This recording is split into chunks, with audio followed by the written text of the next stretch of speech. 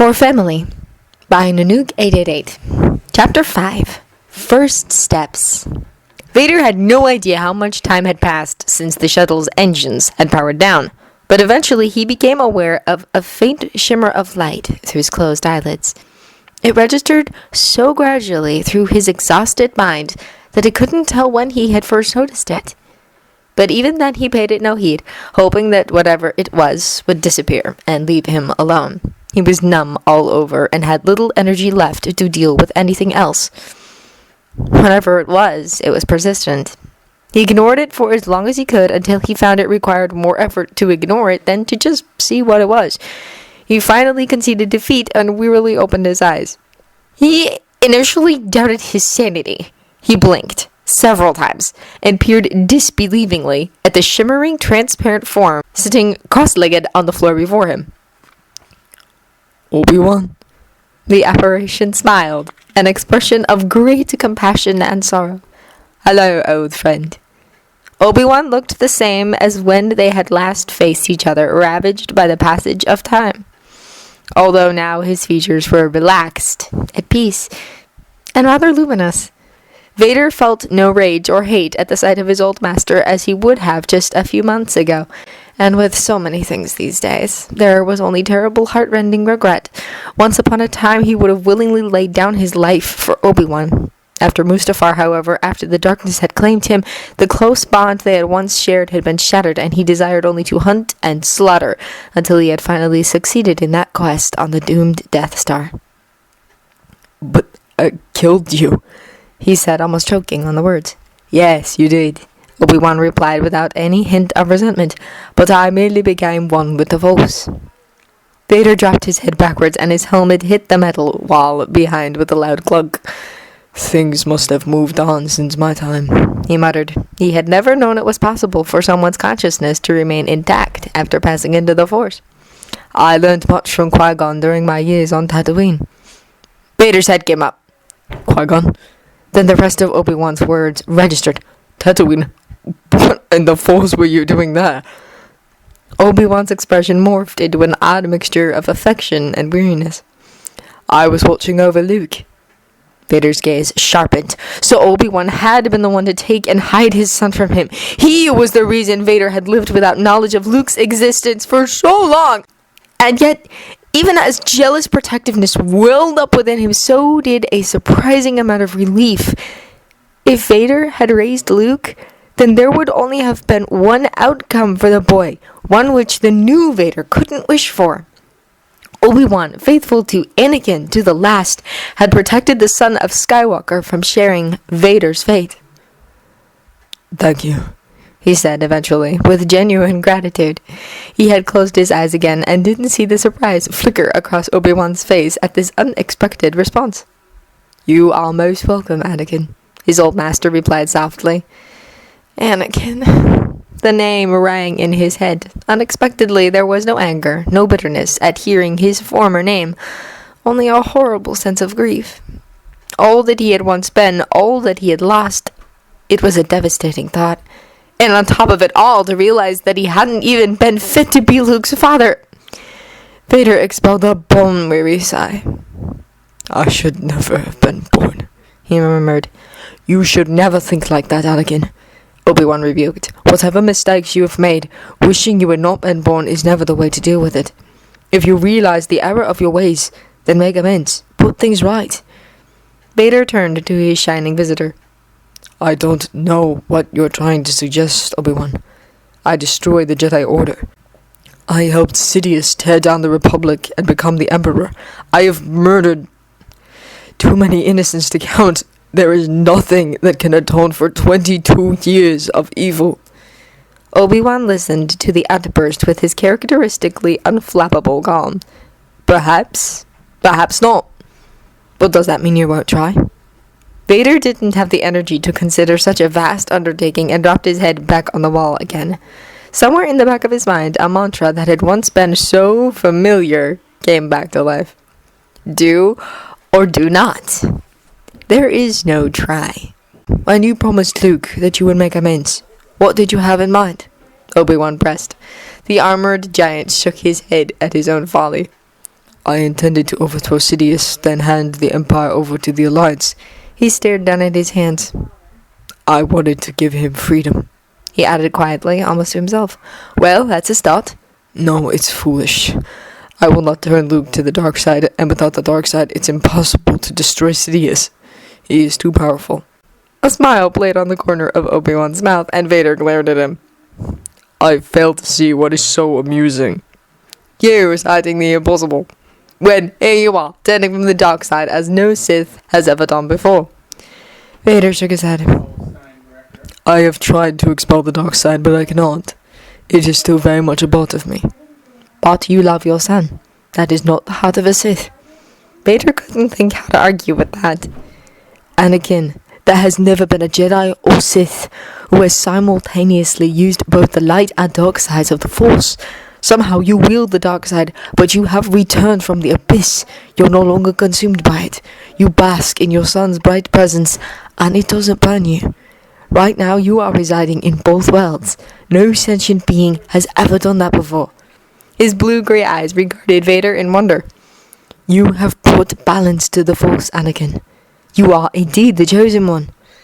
No, you were right on Mustafar, Vader protested, admitting what he could not see at the time.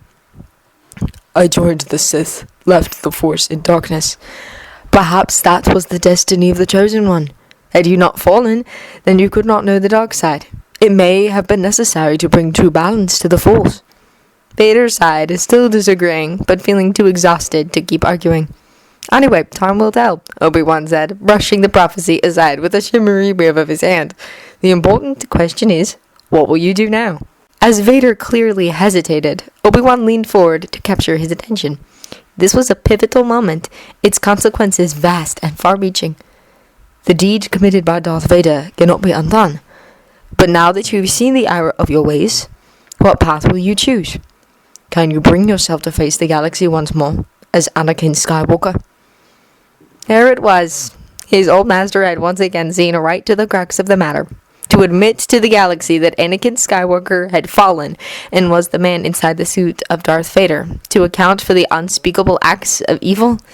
The thought antagonized his pride, the same streak of arrogance that Chancellor Palpatine had utilized to lure in his younger self, a sense of self-importance that still existed despite the remarkable level of transformation he had already gone through.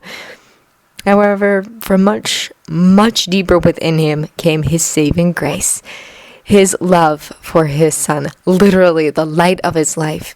There was nothing he would not do for Luke, and it was for his son that he now put aside his pride.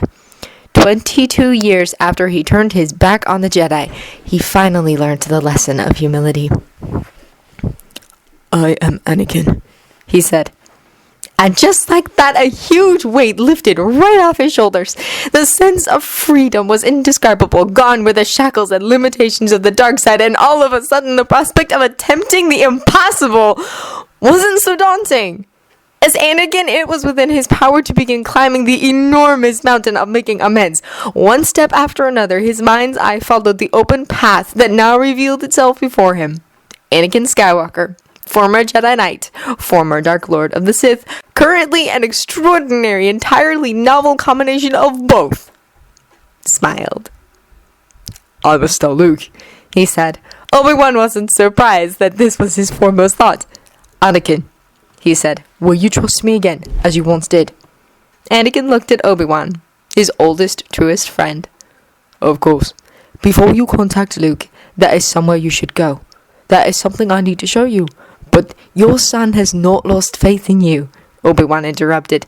And he is strong. He will manage for a few days. This is important. Anakin still hesitated, not from lack of trust in Obi-Wan, but from the overwhelming desire to reassure Luke that his father was not lost. After their last mental contact, who knew what the boy must be thinking? Those wise, gray-blue eyes regarded him softly. Anakin, trust me. There were noises outside. Anakin felt Piet's nervous presence outside the door and mused how the senior officers might have drawn lots to see who should brave the great dragon's den. After Obi-Wan's departure, Anakin had discovered that his respirator had a slight malfunction, and an hour later he was still sitting on the floor. He could have used the Force to perform the minor repairs, but the seclusion had been a welcome boon in allowing him to start planning his next steps. Vader never loitered in the Lamba shuttle after returning to the Executor, and no doubt his prolonged stay had concerned the crew enough to come and seek him out. His brief amusement at the officer's quandary promptly gave way to self-reproach. However, there was much that needed to change. There were 3 quiet but firm knocks on the door. "Lord Vader," Piet called. Anakin remained silent, saving his breath. Piet slowly counted to 10, then turned to the stormtroopers behind him. "Stand guard by the ramp," he ordered. "Come if I summon you, otherwise wait here." There was a pause. Anakin imagined the troops saluting. Then several pairs of boots marched away. Now alone in the passageway leading to the cabin, Piet knocked again. "Lord Vader, may I assist?" Carefully worded, not "may I assist you." After there was still no response, Piet said, "Lord Vader, please forgive the intrusion. I am opening the door." Piet had clearance to override security codes in case of emergency, and he clearly deemed this to be such a case. When the door hissed open, he froze. Lord Vader was sitting collapsed on the floor of the small cabin, his legs stretched out before him. The respirator wheezed with each breath, clearly faulty. His helmet rested against the wall, turned toward the door, watching him. Witnessing the Dark Lord in such an obviously weakened state was tantamount to a death warrant, and there was a split second when Piet was instinctively torn whether to stay or run, fight or flight. Shortly after the Battle of Hoth, as he went to report to Vader in his hyperbaric chamber, Piet had caught a glimpse of the horrific scars that lay beneath that black helmet, and he knew that the Dark Lord had been severely injured at some point in the past. If he walked away now, there was a possibility that the life support suit would fail and his commander would die. After the briefest moment when he was suspended in indecision, Piet found himself resigning himself to the inevitable. His fate was sealed, but he would serve his last act of duty with dignity before his execution. Anakin recognized great bravery in the man as Piet stepped into the room and sealed the door shut behind him. "My lord?" he asked simply. Now that the man was here, Anakin decided to make use of him. "The panel to your left," he said. Piet turned and flicked it open to reveal a small cabinet containing a couple of tool cases and some emergency liquid rations. "Bring the top case," Anakin added, then proceeded to direct him in removing and recalibrating his respirator's overcharged neural interface chip. Much to his credit, Piet remained stoically professional as he worked to repair his executioner. Minutes later, Anakin could breathe again. Oxygen filtered back into what remained of his biological arms and legs, and mobility gradually returned. It was as Piet put down the sonic welder and was sliding the repaired chip back into the control panel on his chest that the Admiral suddenly froze. Anakin glanced at him, and the man's thoughts leapt out at him through the Force. "The Emperor!" Piet had been pondering on what could have reduced the fearsome Dark Lord to such a state. It was so obvious, and yet the thought had never occurred to him. Numerous theories abound in the Imperial Navy as to how the Emperor managed to keep control of the powerful Dark Lord, and yet the simplest answer remained the most elusive. Vader was a Sith Lord, and if the Emperor was his master, then the Emperor was also a Sith Lord. "Yes, Admiral. It was the Emperor, as punishment for my failure at Yavin 13. Piet swallowed visibly. It wasn't in surprise that the Dark Lord was reading his mind. That was a given. What startled him was his usually reticent commander being so forthcoming. Anakin closed up his chest-worn control panel. He rose to his full height and stared down at Piet for several long seconds, appraising him. Eventually, he came to a decision and asked, "Do you have children, Admiral Piet?" Piet blanched. Was Vader threatening them? No matter how much he searched the black mask, he could not tell. "2 daughters," he said eventually, reluctantly. The details were in his personal files anyway, if the Dark Lord cared to look. "And a son on the way." Anakin felt a pang of sorrow at those words. "Do you care for your family?" Piet still had no idea where this was going. Yes, very much. Is there anything you will not do for them? No, my lord, he said nervously. If the Emperor ordered you to sacrifice one of your children to die in service to the Empire, would you obey? Piet's eyes widened, then his gaze became hard. His reply was quiet, but firm. No, my lord, I would not. The black mask stared at him for several long seconds, then said, Luke Skywalker is my son. Piet felt as if the ground had disappeared from beneath him. The infamous rebel pilot, the alleged Jedi, was Lord Vader's son. His commander's obsession in finding Skywalker was so clear now, and yet something didn't make sense. Until he destroyed the Death Star, Anakin said, answering his unspoken questions. I believed he had perished before he was born. When I knew he lived, I sought to bring him to my side. He paused. This was the moment of no return. The Emperor wishes me to bring Skywalker before him, but I will never deliver my son into slavery. Piet was struck by his commander's vehemence and saw a whole new level to Darth Vader's identity. He would never in a million years have guessed the Dark Lord to be a father, and such a protective one at that. Admittedly, rather more terrifying than Piet would be if he was defending his own children, but no less determined. He suddenly had the outlandish notion that Vader might have doomed the Yavin 13 mission deliberately. The subtle nod of the helmeted head confirmed it and left it bowled over. Lord Vader, the supreme commander of the Imperial forces, second in command of the whole Empire, had deliberately failed his mission in order to save his rebel son. Slavery, Vader had said. Was that what his commander's life was? The Dark Lord had authority and power, to be sure, an elevated status almost unrivaled at the Emperor's right hand. But at what price?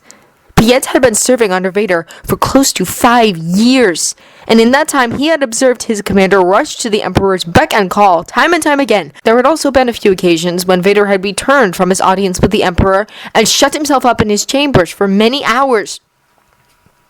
Piet had now seen one possible reason why. At this time, the punishment had been brought about for refusing to deliver Skywalker, his son, to his master. Years ago, Piet had originally enlisted with the Imperial Navy out of a desire to preserve peace and order. The Empire, he observed, however, began to deviate increasingly from his concept of justice. There was no fair and just leader, only callous dictatorship. Injustice, persecution, and cruelty ran riot. He had been on the verge of leaving service when, with the worst possible timing, he had been assigned to the executor. Resigning on the eve of accepting his supposedly enviable promotion would have appeared the action of a rebel sympathizer, and he had been forced to bide his time. His wife had mourned when he departed for his first 6-month duty, knowing Vader's reputation and believing she would never see him again. Piet had been terrified too, but what he had learned took him by surprise. Vader was certainly a difficult commander to serve, who rewarded failure and ineptitude with death. But equally, he recognized and rewarded competence. He led from the front line, never shirking from duty, and was a brilliant strategist. He was fair in his own way, within an absolute sense of black and white, and never unnecessarily cruel, other than his tendency to be rather heavy-handed in dispensing discipline. Vader had unexpectedly turned out to be what he had originally envisaged the Emperor to be, a keeper of peace and order. And now to find that Vader had protected his son, even knowing what his master would do to him, it was no less than what Piet would do himself. If ordered to hand over his children to the evil and cruelty he had witnessed of the Emperor, he would walk out immediately and sign up with the rebellion. This was a commander he would much rather serve, Piet thought. It was a shame he was about to die. Anakin swept the tools back into their case and into the cabinet with one force wave of his hand. I must contact the Emperor. Return to the bridge, Admiral, he ordered, as kindly as his vocalizer would allow. He had gained an important ally today. Piet blinked as Vader swept out of the cabin, scarcely able to believe that the Dark Lord would trust him with such a dangerous secret. It took him a moment to realize that For the second time, he was not going to die after all. His personal loyalty to Vader began firmly taking root, and he marched smartly from the shuttle after his commander. Palpatine was immensely displeased at being called out of his private dinner function by Vader's insistent requests, and he didn't bother to hide it. "What is so urgent, Lord Vader?" he spat irritably at the kneeling hologram. "Are you still unclear as to your duties?" Forgive the interruption, my master. Vader replied briskly as he rose unbidden to his feet. Palpatine noticed immediately that both his tone of voice and body language were all business and decidedly unapologetic, a throwback to the younger, prouder Vader. It was appropriate for the Dark Lord rejuvenated by his earlier punishment. Vader said, "We will be able to crush the rebellion in its entirety within a few short weeks, but the method is unorthodox." He then proceeded to detail how they could gather all key rebel figures in one place, as well as obtaining the locations of many of the rebel bases so that they could all be blown to oblivion. Palpatine quickly found his foul mood vastly improved. The plan was certainly unconventional, but brilliant in its simplicity, and it would also serve to send an unmistakable message to anyone else ever dreaming of rebelling against his empire. Furthermore, his own designs would fit perfectly within the scheme. "If this works, my friend, you will have earned my forgiveness." Vader bowed slightly at the permission to proceed, then asked, "Before this operation is put into motion, Master, I request 10 days' leave." Palpatine immediately scowled and fell silent. Vader was perfectly aware that he was treading on thin ice. Adjourning from duty now of all times was simply preposterous.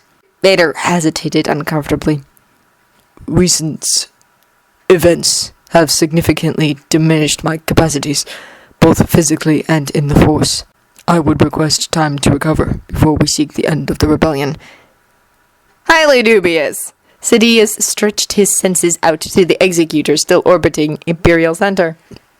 He easily located his apprentice, who reluctantly submitted to the inspection. The dark side shrouding Vader was wavering, rendered unstable by his tenuous link on the Force, and made even more insecure by his physical exhaustion and frailty. The after effects of the Force lightning were clearly having more of an impact as the years passed. His apprentice was growing old. Sidious hated the thought of allowing any respite, but it was preferable to risking failure because Vader was too weak. Huffing in annoyance, he went for a compromise. "You may rest for 5 days, Lord Vader. Then there will be no more delays. We will finally put an end to this rebellion and be done with it." "As you wish," Vader said, kneeling as the Emperor's hologram faded. Minutes later, Darth Vader was seen boarding his Lambda shuttle, accompanied by Admiral Piet and a squad of stormtroopers. They traveled to the acid rain-soaked planet of Vjin, where they disappeared into Vader's heavily defended private fortress. A short while later, the group returned, without the Dark Lord, to the Executor, which had dry-docked at Bannister. The Admiral then spent several minutes in private communication with Vader before briefing the other commanding officers of the Executor's assignment for the ensuing days. Palpatine received the report from his spies aboard the Imperial Navy's flagship, and satisfied that his apprentice was safely ensconced at Bast Castle and not up to anything untoward at this present time, resumed conversing with his greedy, sycophantic advisors. Far on the other side of the galaxy, the real Anakin was just arriving in the subterral sector. It had been remarkably easy to slip away from the Executor undetected. In his XG-1 Star Wing from his personal starfighter collection, modified for increased speed and acceleration, he had hidden in the shadow of a large crew transport, which he had programmed the Executor's traffic control computers to not scan too carefully. Once a safe distance away from his flagship, he had simply plotted an alternative course and split off from the lumbering transport. With several officers overhearing Piet complaining to Commander Gerrand about being warned in no uncertain terms of his fate should he impose on the Dark Lord's solitude again, nothing short of the Emperor himself dropping by at his supposedly secret fortress should expose the ruse. The modified dueling droid, donning one of his spare suits, complete with external repetitions of the sound of his respirator, would continue to play its part until Piet went to greet Lord Vader again in 5 days. Anakin spun and dodged his way past the smaller outer asteroids until he reached the largest rock, Polis Massa. It was was the size of a small moon, though somewhat misshapen due to its explosive origin when a natural cataclysm had split the original planet into an asteroid field. He recalled this was where the Death Star schematics had been tracked just over 3 years ago, when the 501st Legion's raid on the small rebel outpost produced only a decoy holodisk of the plans. The rebels had smuggled out the real information, leading to the destruction of the moon-sized space station. Obi-Wan's directions led him to the local dig, a large excavation facility which had been left untouched in those raids. Scans revealed it lay above an extensive system of ruins of what must have once been a large city. As he circled the area, at a loss as to where he should go next, a series of landing beacons flashed on and pointed him towards a small hangar opening up further ahead. Sensing no threat, he accepted the obvious invitation and flew into the hangar. As he leapt down from the cockpit, he was met by 2 Kalidahins. Red and black pairs of eyes regarded him out of otherwise featureless faces. "Welcome," came a disembodied voice. "Who are you?" came another. These 2 must have been among the few of the race who could speak. He looked from one to the other and hesitated only for a second. Obi-Wan had sent him here. He knew what to say. Anakin Skywalker." There was an unexpected brush against his mind as they employed their mild telepathic ability to discern whether he spoke the truth. He sensed their satisfaction, and also noticed how they did not seem at all concerned by his ominous appearance in the mask and suit. "Welcome, Anakin Skywalker." The shorter, slightly bulkier one with red eyes indicated himself with one of his 4 long fingers. "I am Manili Tun. This," he said, indicating his thinner friend with the black eyes, "is Osh Skal. This way, Anakin Skywalker. We are ready for you." "Ready," he repeated blankly.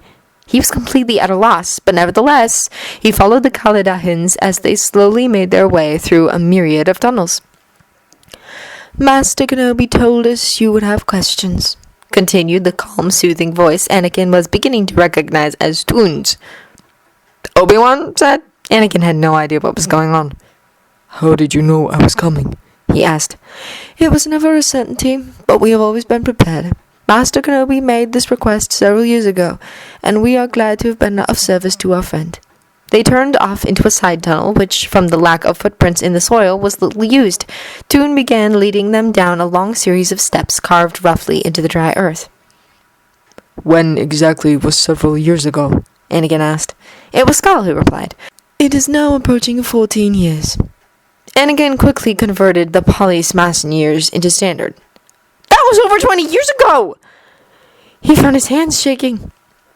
"And what did Master Kenobi ask you to do?"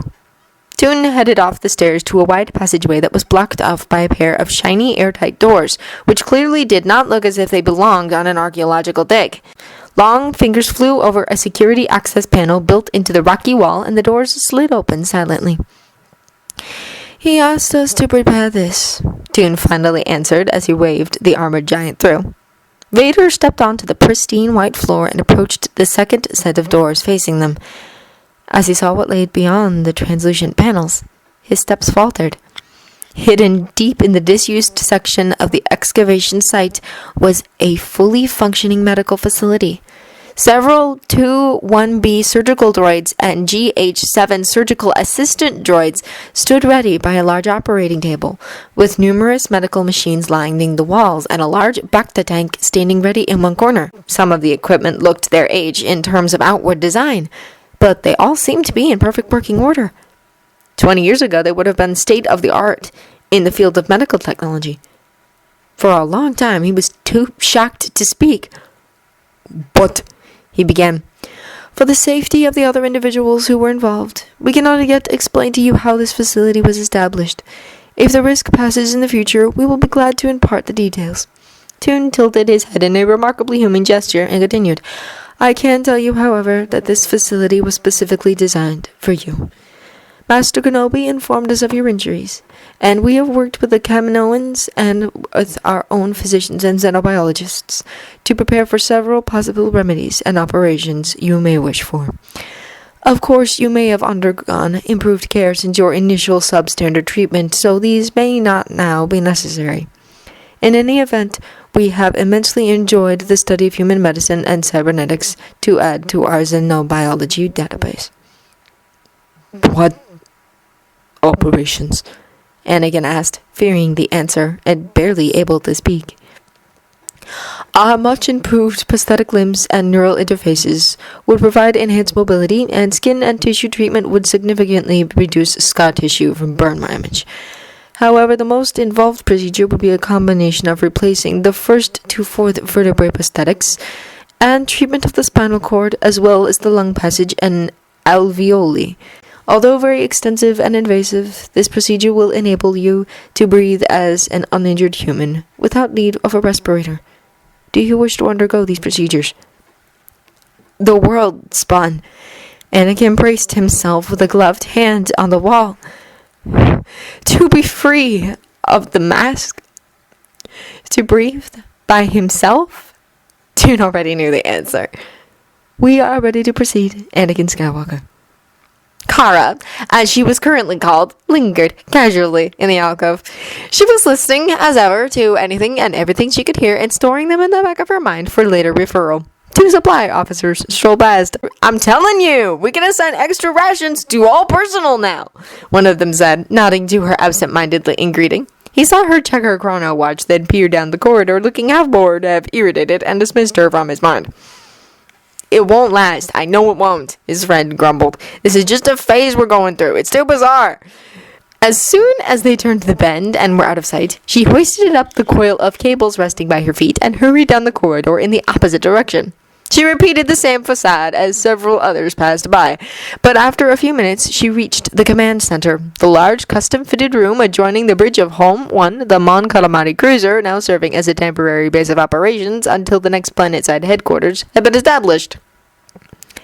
It was only a short wait until the door swished open and she simply walked in, her tread purposeful and important. With a proficient sleight of hand, she whisked up a comlink headset resting by a vacant console and slipped them on. Wearing the off-duty technician's jacket procured earlier and with replacement cables coiled around one shoulder, she was just another rebel in a bustling room full of technicians.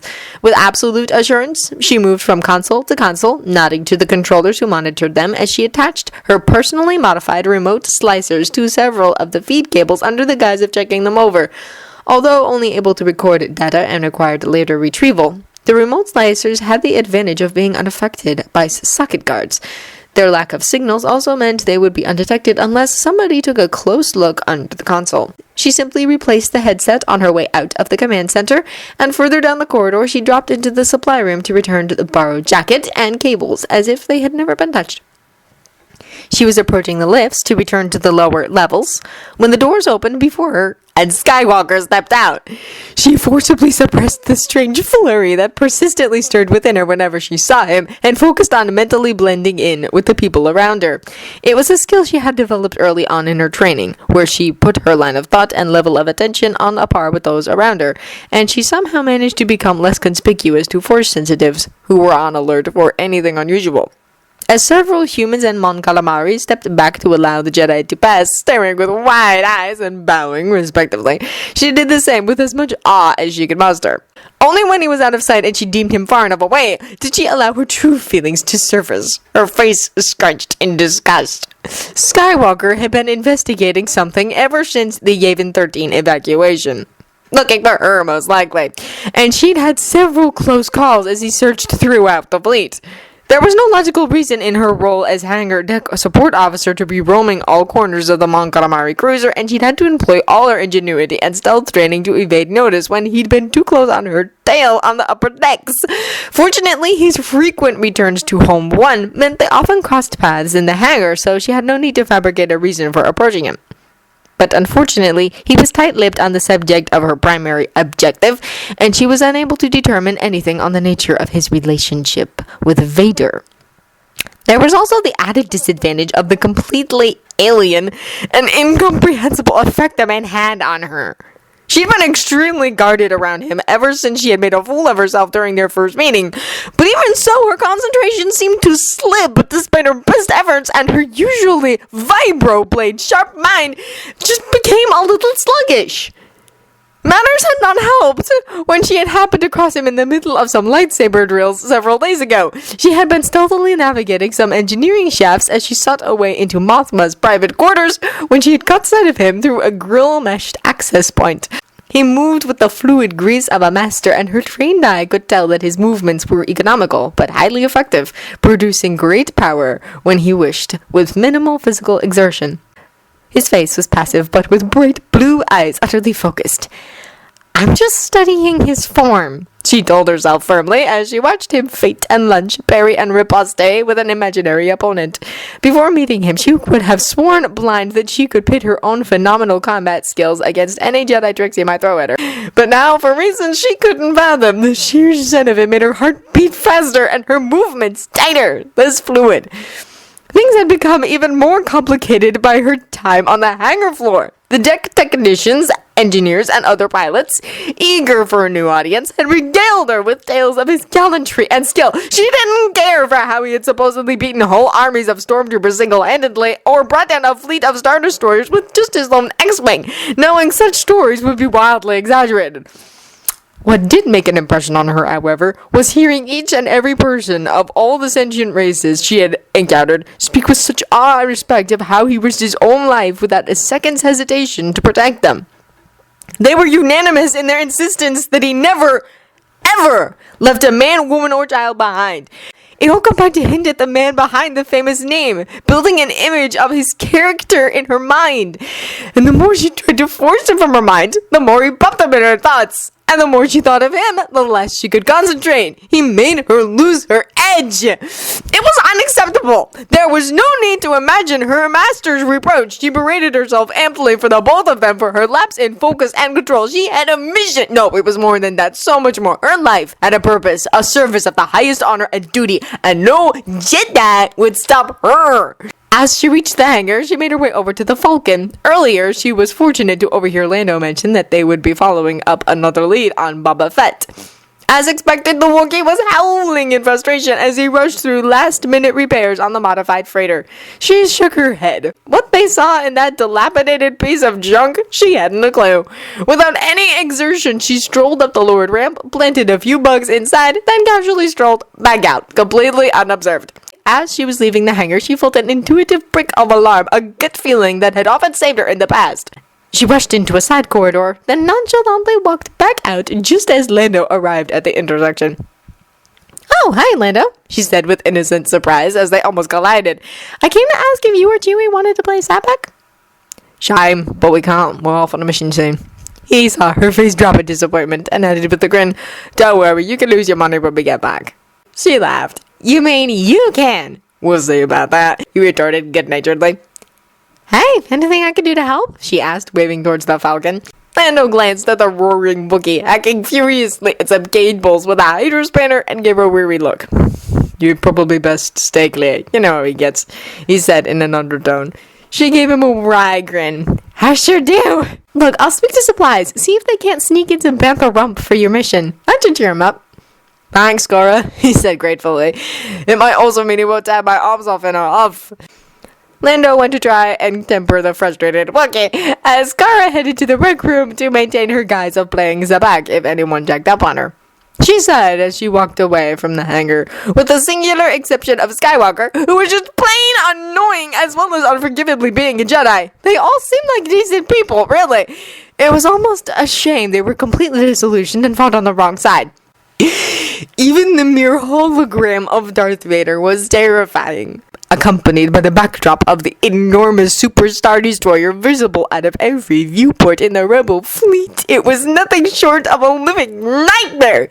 Since the Yavin 13 evacuation, Luke had spent 5 eternal agitated days fleet-bound at Mothma's insistence searching for the elusive Emperor's hand, while Rebel intelligence failed to find neither hide nor hair of his highly unpredictable father. Only for the executor to suddenly drop out of cyberspace directly in front of the Rebel fleet and scare the living daylights out of them all! Instead of the traditional custom of opening fire and releasing a torrent of TIE fighters, the oversized flagship had simply erected shields and withstood the reflexive bombardment from the Mon Calamari cruisers and 2 from the Mibulon B frigates courtesy of Varicano. Then somebody had noticed that the executor was hailing them. And when Mothma had finally decided that they should answer the communications without any warning, the Dark Lord himself had appeared over the hololink in his full deathly regalia. Dozens of saucer-wide eyes stared at the life-size translucent blue image looming before them in the command center. Their last mental communication had not been on the best of terms, to put it mildly, and for a dreadful moment Luke wondered if Darth Vader, the Sith Lord, had come to capture him.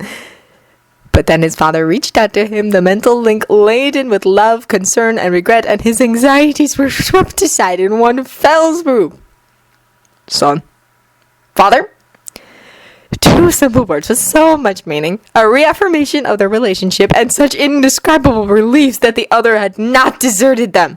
Luke was so overcome that he stood stuck still in the command center where he and the Alliance leaders had been assembled, not even occurring to him to race for his X-Wing, as would have been the usual response. There was a nervous delay as the leaders huddled together, murmuring amongst themselves. When Mothma looked expectantly at the group around her, the others immediately and unanimously shook their heads. They then continued to nod or shake their heads at each other for a while. Why don't you speak to me, son? Vader suggested mentally as he waited. Although the field limiter meant he could not see into the room, he knew that the rebel leaders would be deliberating as to who would pose the lowest risk in revealing themselves whilst still being of sufficient rank to speak on their behalf. Luke fought a grin at his impatience. "I am speaking to you, father," he replied, deliberately mistaking the meaning. Very funny, Vader said. He could hardly believe that they were sharing this light-hearted moment. He had changed so much in just a few short months, and he infinitely preferred this happier connection with his son. Luke got the sentiment and heartily agreed. Warmth bubbled along their link. "Lord Vader," Leia said scathingly as she finally stepped onto the hollow projection pod. "What an unexpected displeasure."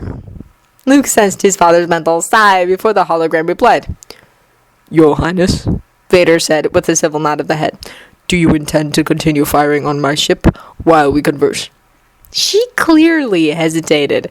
Admittedly, the executor hadn't blasted at them yet, but holding fire against any Imperial ship, let alone the Super Star Destroyer, ran against every rebel's instinct. She glanced surreptitiously to the side and deferred the decision to Mont, who nodded to her out of view of the holocamera. To conceal the possibility of there being other leaders on board, she turned to General Maydean and gave the order she knew he was perfectly capable of making himself. Order all Alliance ships to hold fire. Starfighters, withdraw but keep formation. Maintain all shields. The turbo laser fire died down after a few seconds, and there was a tense silence as the X-Wings hovered close to the rebel warships. "What can we do for you, Lord Vader?" Leia asked with false congeniality. I bear communication from the Emperor, Vader rumbled. First, to enable the second proposal, he calls a temporary ceasefire between all Imperial and Rebel Alliance ships, effective immediately. A skeptical buzz spread through the room. Leia held up her hand for silence. "What is the second proposal?" Vader paused significantly. The Empire invites you to peace negotiations. There was an instant uproar in the command center. The Empire had never approached the negotiation table with a dissident group, and nobody believed it for a second. Leia again indicated for silence as people slowly piped down. Luke asked, "Is this for real?" Yes and no, came the baffling response. "The Alliance advocates democracy," Leia said once the noise had reduced to a muted buzz. "Unless Palpatine is offering to step down as Galactic Emperor, we have nothing to discuss." Doesn't the Alliance also call for peaceful negotiations? Vader countered. The Emperor has generously considered various concessions regarding your demands and offers a chance for negotiations. Does the Rebel Alliance refuse to meet? Leia's gaze narrowed. "The Alliance has already offered, on several occasions, to meet with the Emperor's representatives and negotiate terms. You may recall, it was you who refused outright to do so." A large black-gloved hand waved dismissively. There must have been some lapse in communication. Regardless, the offer of negotiation is now made. Furthermore, all Rebel Alliance negotiators, security, and other personnel will be guaranteed safety and immunity for the duration of the talks. This civil Dark Lord was not one that the rebels were used to, and many seemed taken aback at this sensible consideration. If we should accept, Leia said, what assurance do we have that you will not simply renege on your guarantee? I give you my word. You will need to determine for yourself whether the risk is worth taking. Vader also sent to Luke mentally. The first meeting, at least, will be safe enough. If you are in earnest, Leia tested, you would allow us time to consider this. Of course. Vader replied immediately, as if he had anticipated this. Would 22 hours suffice? Only Luke understood the significance of the apparently random length of time. His heart skipped. Out of the corner of her eye, Leia saw Mon nod. That would be adequate, she confirmed. I presume you will wish to relocate while you deliberate, and my ship will also withdraw. Should the Rebel Alliance agree to attend peace negotiations, we will rendezvous here in 22 hours. Your absence will be taken as a sign of refusal, and aggressive hostilities will resume immediately. Understood, Leia said, fixing him with a steely gaze. And likewise. Vader nodded to her, and his hologram blinked out. Luke was just about to reach out to him when Vader beat him to it. His father's fervent voice rang in his head, trembling with powerful emotions. Luke, if you could give me one more chance. It will not be as before, my son. I promise you. Seconds later, true to Vader's word, the executioner leapt into hyperspace and left behind a rebel fleet very much in shock.